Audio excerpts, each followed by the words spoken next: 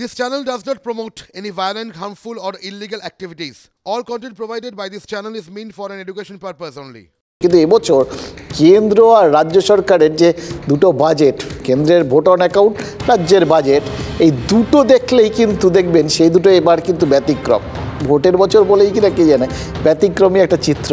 রাজ্য সরকারের বাজেটে ডিএ ঘোষণা রয়েছে, আরও 4% ডিএ বাড়ানোর কথা বলে দিয়েছে রাজ্য, যদিও তাতে মানে যে ব্যবধানটা কেন্দ্রের সাথে বিশেষ কমেনি, মাত্র 4% কমে এখনও 30-এর ওপর রয়েছে, আর সেটা নিয়ে যথারীতি আন্দোলনটা চলবে এটা বুঝতে পারছি, কিন্তু দিয়েছে তো।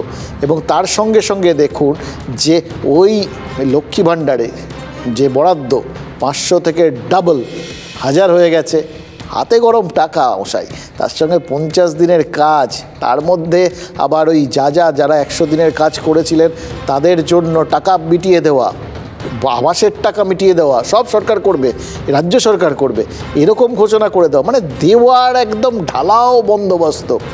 কেন্দ্রীয় সরকারও কিন্তু ওই আম জনতার জন্য কোথাও গিয়ে ওই দানই করেছে, হয়তো ওই যেহেতু ইন্টারিম বাজেট সেখানে সরাসরি কোনো ঘোষণা হয়নি, কিন্তু তারপর এই যে শুনলাম ইপিএফ মানে এমপ্লয়িজ প্রভিডেন্ট ফান্ডে সুদ বাড়ছে, এতে তো আমাদের আপনার আমার সবার লাভ। আমরা তো এই একটাই আমাদের করি আর কি, এই কিছু হলেই আমরা ওই প্রভিডেন্ট ফান্ডের দিকে তাকাই, কতটা বাড়লো। শেষ জীবনে এটাই তো একমাত্র ভরসা। সেই ইপিএফের সুদ 8.25% হলে দেশের অসংখ্য সরকারি বেসরকারি কর্মীর মুখে কিন্তু হাসি ফুটবে। এখানে ডিএতে হয়তো কিছু সরকারি কর্মী খুশি হবেন, এখনও অখুশির পরিমাণ অনেক, কিন্তু এই যে পিএফের টাকা বাড়লো তাতে কিন্তু সবার মুখে হাসি।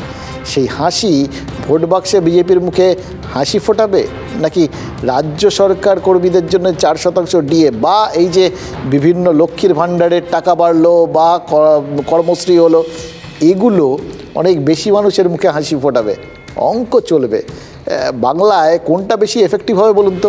মানে ধরুন পূর্ব মেদিনীপুরের মহিষাদলে ডিএ বৃদ্ধির জন্য মমতা বন্দ্যোপাধ্যায়কে ধন্যবাদ জানাচ্ছিলেন কয়েকজন সরকারি কর্মী, আর তখনই কর্মচারী সংগঠনের এক নেতার মুখ ফসকে এমন একটা জিনিস বেরিয়ে এলো না, তাতে মনে হচ্ছে কোথাও গিয়ে মমতা বন্দ্যোপাধ্যায়কে ওই বিজেপিকে টপকানোর জন্য যে মানে কনস্ট্যান্ট লিডটা বাড়িয়ে যাওয়ার জন্য, ব্যবধানটা অক্ষুণ্ণ রাখার জন্য যে স্পিডে দৌড়ানো দরকার, সেইখানে তার দলকে টেনে ধরে আছে ওই 34 বছরের বাম শাসন।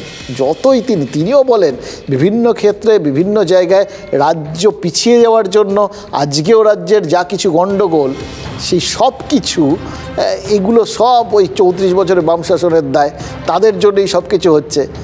কিন্তু বাম শাসন আরও অনেকগুলো ক্ষেত্রে মনে হচ্ছে তাদের ওপর ভার বাড়িয়ে দিয়েছে, তাদের স্পিডটা তাতে কমে যেতে পারে। কিন্তু মানে এই যে নেতার কথা আপনাদের এখন দেখাবো, তার মধ্যে অভিনন্দন জানাতে গিয়েও বাম শাসনের প্রভাব স্পষ্ট, ফলে একটা দ্বৈত সত্তা আমরা দেখতে পেলাম।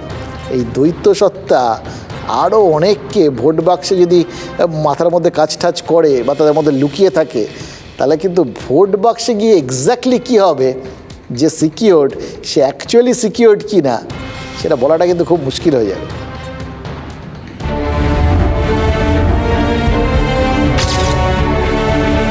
স্যার, আমরা জানুয়ারি মাসে 4% ডিএ দিয়েছি, যার জন্য রাজ্য সরকারের কর্মচারী, শিক্ষক, পেনশনার ইত্যাদিরা 10% ডিএ পাচ্ছেন। মূল্য বৃদ্ধির হাত থেকে একটু রেহাই দেওয়ার জন্য আমাদের সীমিত আর্থিক সামর্থ্যের মধ্যে আরও 4% ডিএ দেওয়ার ঘোষণা করছি, যা লাগু হবে মে 2024 মাস থেকে।